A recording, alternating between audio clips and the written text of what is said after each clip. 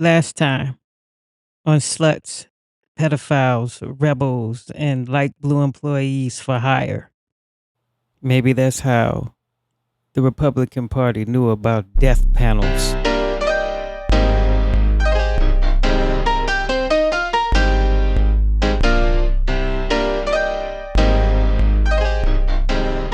Remember when the Republicans would cry, the debt, like the little fella noticing, the plane from Fantasy Island? Fiscal conservatives from all around the country would nearly break their necks running to talk to the media or their constituents about how much their children would have to pay in taxes to reduce the United States debt. Then that concern shifted to their grandchildren paying even more in taxes to help dissolve the perpetual hole we allowed our federal government to create while we worked with our heads down. I guess once it got to the great grandchildren having to deal with such a mess, they stopped talking about it, knowing those same conservatives would be dead soon. So they stopped complaining about what all of us should have been questioning. How much were we in debt? The national debt is complex and often contentious. But isn't it interesting how political narratives shift over time? The debt has been a hot topic for decades, with different administrations and political parties handling it in various ways. When President Obama took office in 2009, he inherited a challenging economic situation, which included the Great Recession and two ongoing wars in Iraq and Afghanistan. The national debt rose significantly during his tenure, reaching around 27 trillion by the end of his administration. It's a staggering number, and the implications for future generations are very concerning. But when your economy looks like dog shit, or your unemployment rate is 9.9%, with 15 million people unemployed and another 5.6 million people using unemployment insurance, well, you're going to have to create some stimulus. The economic stimulus package of 2009 to help save the businesses that were too damn big to fail came in at $787 billion. The big banks in the U.S. car industry needed to be saved like hoes. And isn't it funny how we elected the first black man, the first African American to be Captain Saberhole of these industries? And yes, those were loans. So the businesses had to pay the money back to the U.S. government with interest. The banks, the U.S. car industries didn't receive anything for free, and neither did the U.S. citizen. These were real loans, not some make believe bullshit. And you had to give up something in order to get something like Cash for Clunkers, which was a program that was part of the stimulus package. It was designed to stimulate the economy during the Great Recession by increasing auto sales and helping with the carbon emissions. This is where the federal government gave financial incentives to trade in your old car that had less fuel efficiency for a newer car, which had more. Cash for Clunkers and the stimulus bill allowed the sales of U.S. made cars to soar. And it also returned the U.S. car industry back to its greatness, getting it out of the mud and back on the road where it belonged. The next thing Barack Obama signed was a $447 billion omnibus bill to keep the U.S. government afloat and have it running. Considering the omnibus bill that was just passed by the Republican House and the Democratic Senate of $7 trillion. $447 billion doesn't sound so bad after all, does it? To those of you who can't comprehend how horrible the immaculate presidency of George W. Bush was, and what kind of economy he left for the incoming president.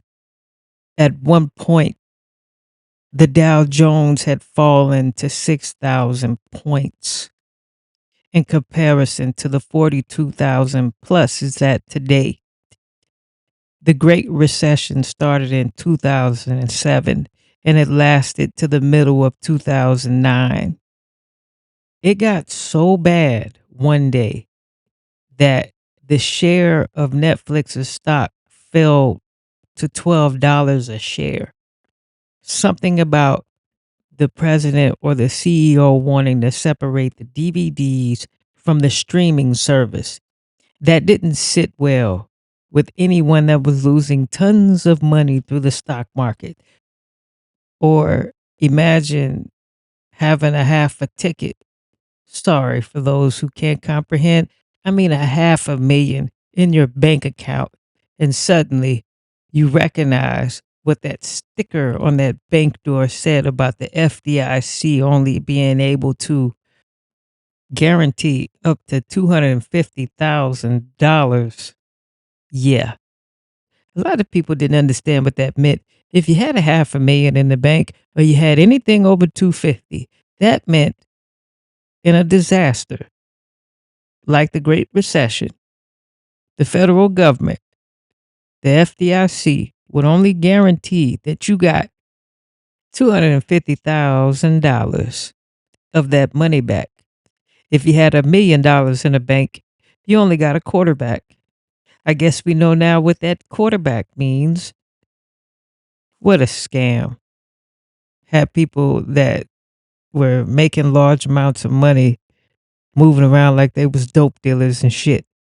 Hello, Bitcoin. Hello, digital wallets. Hello to the new creation of living. Because the old way from 2007 to 2009 lost too much money for too many people.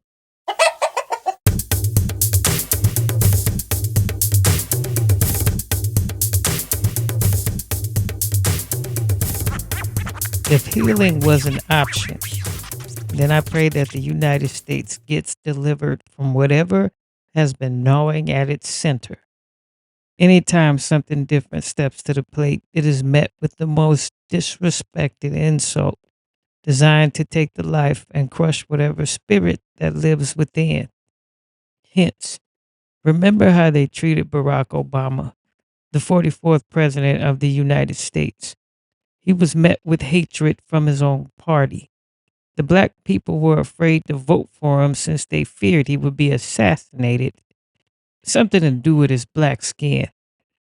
That's enough to drive a crazy person crazier, let alone bigotry from a former president, Bill Clinton. Why? Well, the race for the South Carolina primary in 2008 was at hand, and a Southern man from Arkansas was defending his wife, to whom he had little dignity for as the president once upon a time. Sadly, it took the white folks in Iowa to show black people that it was okay to vote for the first black president. Then there were the Republicans, the right wing of jealousy and envy. They tend to hate everything that isn't like them. They once used to say, whenever former President Clinton appeared on the TV, they fear for their children having to lay eyes on such a despicable man. They were forced to turn the channel. Something about morals and values, or they have morals and values. A funny thing to smile about nowadays.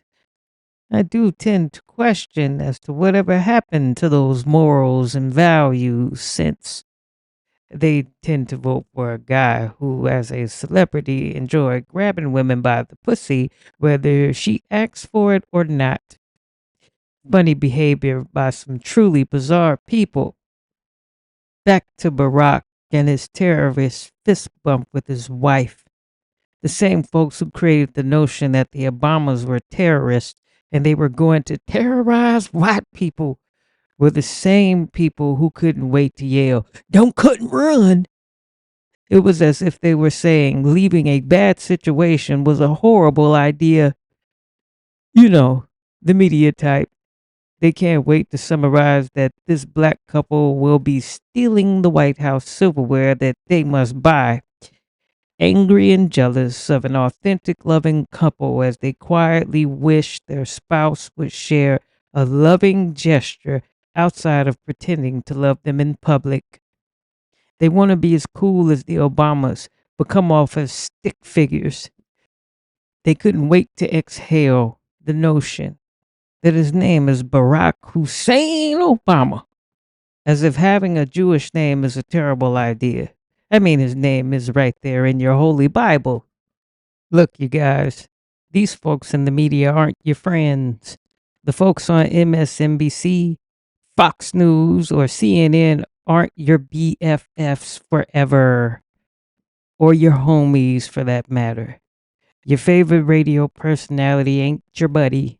So, my advice is to take what they say with 2 grains of salt. Their whole job is to sell you something. Here's a very beneficial example. Certain liberals were hollering and screaming that Obama should have been primaried after his first 4 years because he didn't give them the health care for all that they wanted. Yeah, they shouted to the high heavens to get rid of that guy.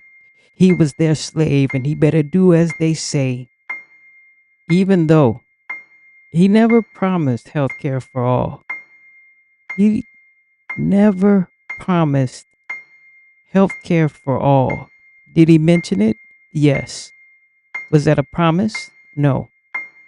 He was a smart man, a non selfish man. He, like many other Democrats, thought that Hillary Clinton would be the next president. Hillary Clinton, who grew up as a Goldwater Republican, always talked about health care for all when her spouse, her husband, was president of the United States. So if you're under the belief that she'll be the next president, why would you ever take away her baby? He was never going to do that. He was going to let her put the cherry on top. And the people on the right, well, they just wanted to scare you with death panels. All kinds of scary shit came out of their mouths about how bad this ACA, or as the Republicans named it, Obamacare, was going to be so bad for you. It was going to raise the price of your premiums, were going to be so high that you wouldn't be able to see the bottom number on it. But they paid those folks to go out and say, before Obamacare was installed, their health insurance was affordable. Now that it's law, they can't afford it because it costs them $10,000 a month, or their premium skyrocket to $5,000 a month, which is insane. If you understand how a union works, then you understand how the federal employees' health benefits work. Everybody that works for the federal government, whether you work for the U.S. Senate or U.S. Congress, or you're an FBI agent or a postal inspector, or you work for the U.S. Mint or any alphabet government agency, then you have the exact same health insurance benefit. This is what Barack Obama was trying to create. Put everybody together in a union on a market and let them shop. I thought Republicans loved the idea of options. I thought Republicans loved the fact that you didn't have to just stick to one thing and one thing only. Apparently, you guys like to tell a lot of stories. I also thought Republicans like competition. Competition brings lower prices. Maybe if the individual Republican understood how unions work, perhaps you guys would still have your union job, and it wouldn't be in a third world country where they're paying people lower wages to work. Instead, you fell for that company's agenda about breaking the union. See, when you work for a company that gives you the option to have health insurance, dental, or they're paying you very good and they're giving you benefits, retirement, a 401k, health insurance, then you don't have to unionize. But if you are in a job that has a union, they're doing the best that they can to make sure you, the employee, have the things that you need to succeed to go to work every day. And when you sit here and you listen to people tell you you should get out of your union because your union is voting for Democrat and you're a Republican, and if you choose to follow that person's agenda, you know what you sound like to me? I'll be gentle, a slave. They do not want you doing what's best for the employees. They don't want you doing what's best for yourself. They want you doing what's best for the employer. That's sickening. They want you to give the employer the tax write-off for your health benefit instead of you having the option to go out on the exchange and getting it for yourself. They want you to be afraid of death panels. They want you to be afraid of your doctor, even though these are the people who are constantly screaming and hollering about deregulate. Well, you saw what happened when they deregulated the pharmaceutical companies. Who benefited from that? Of course, the doctor is going to push that narrative of that pharmaceutical company because the pharmaceutical company is saying, hey, we're going to pay you for every time you get somebody to try these opioids. The right-wing media never tells you that when you pay your union dues, it's actually a tax write-off. Just like they never told you about Obamacare. They never told you if you left your employer's health insurance and went out on the Obamacare market, you would wind up paying for your own health insurance from January through September. And if you chose not to pay October, November, or December, then you would still be covered under that health insurance.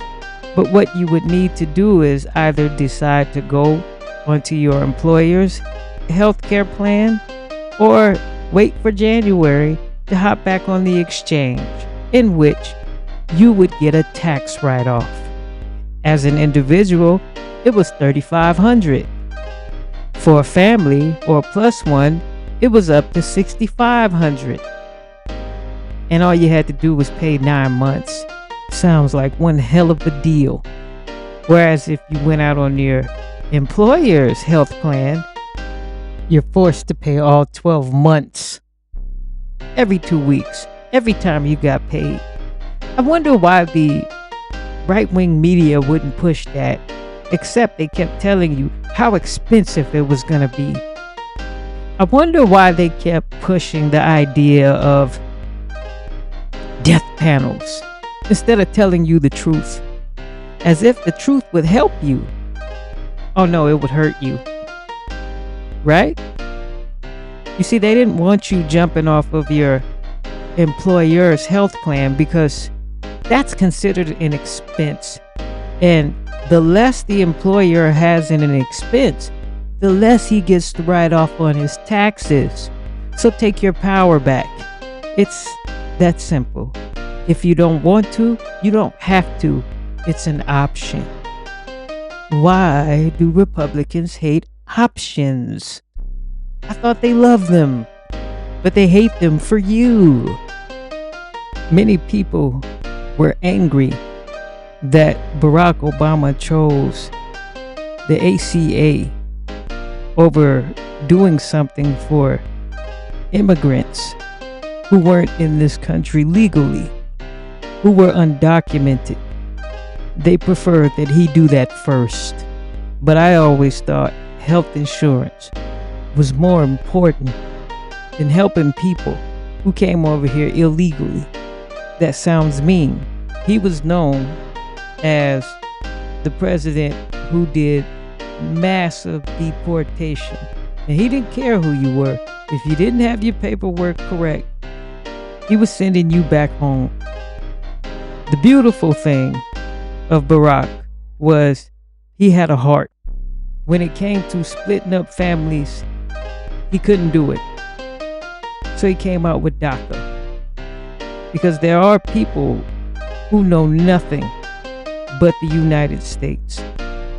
And they were brought to this country, or they came here and they didn't get in trouble with the law, and they just were law-abiding human beings.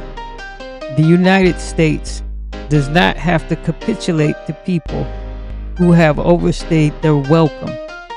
Would you like someone overstaying at your home? They were only supposed to be here for a couple of days.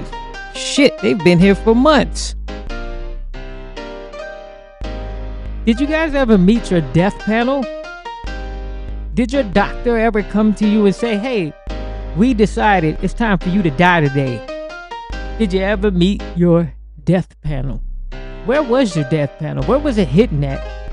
Why were some people so heavy on Barack Obama's trying to kill you, when really the people who are trying to kill you are getting rid of Obamacare, are getting rid of the ACA, the Affordable Health Care? I honestly hope you guys enjoyed your death panel. Really, I hope you enjoy it in the future too. But on a lighter note, there was once a woman who had a television talk show, and she advised all women, those who had a job, those who were stay-at-home moms, to not forget themselves and remember they once had a life and they once were somebody, and that they shouldn't forget themselves because they have a family. So she told them to cut out some time for themselves. Well, they were highly confused about what she meant. As a matter of fact, their response to her was, Hoppo, who this woman? And so this woman came out with a book club. I always liked that book club. I thought it was fantastic. It's the reason why I got into reading a whole bunch of books and becoming an English major. Oddly enough, these women started reading every book that she had in her book club, creating time for themselves. So in honor of this woman, I got some books for you to read. 2 of them, in fact. I don't care if you read them with your eyes or listen to an audiobook. But the first book that I have truly enjoyed was written by Barack Obama, Dreams of My Father. And the second book was written by an American actress of Colombian heritage. You've seen her on Orange is the New Black, Diana Guerrero in The Country We Love. Next time on Sluts, Pedophiles, Rebels, and Some Light Blue Employees for Hire, the immaculate presidency of George W. Bush. This episode was recorded by me, edited by me, produced by me. Who am I? Fetch Productions. Yeah, you're right. Obamacare is bad. That Affordable Health Care Act was a terrible idea. You didn't need anything that was good for you anyway.